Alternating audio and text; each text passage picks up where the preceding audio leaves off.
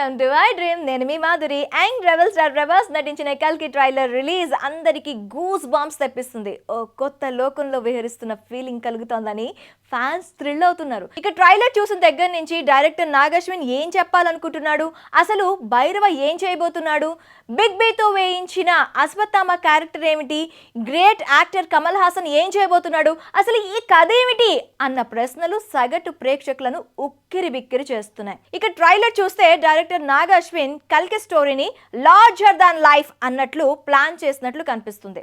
అశ్వత్థామకు time అయ్యిందని రావడం, కలిని చంపడానికి కల్కి సహాయం చేయడం వంటివి కనిపిస్తున్నాయి. ట్రైలర్లో చూపించినట్లుగా కాంప్లెక్స్ లోకి వెళ్ళడానికి భైరవ ప్రయత్నిస్తూ ఉంటాడు. అయితే ఇందులో మన బ్రెయిన్ థింక్ చేయించే అనేక కాంప్లెక్స్ విషయాలు ఉన్నాయి. కల్కి పురాణంలో కల్కి తల్లి సుమతి, ఆ క్యారెక్టర్ను దీపికా పదుకునే ప్లే చేస్తుంది. ఆమె ప్రెగ్నెంట్గా ఉన్నట్టు ట్రైలర్లో చూపించారు.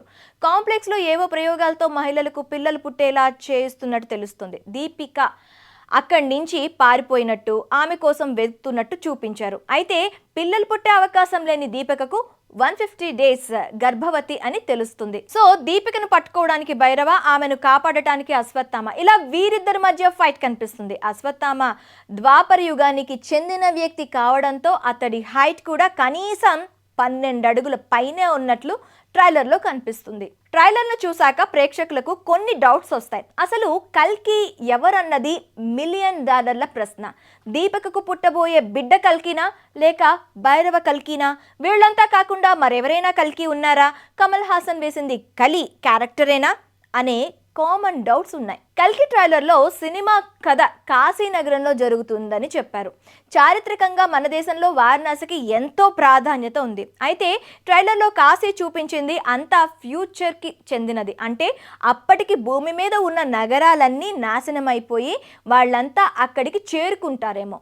మరి వాళ్ళంతా ఎలా జీవిస్తూ ఉంటారు లాంటివి డీటెయిల్డ్గా చూపిస్తారో లేదో చూడాల్సిందే. కల్కి మరో మెయిన్ లొకేషన్ గా కాంప్లెక్స్ ను చూపించారు. అది రివర్స్ లో ఉన్న పిరమిడ్ లా ఉంటుంది.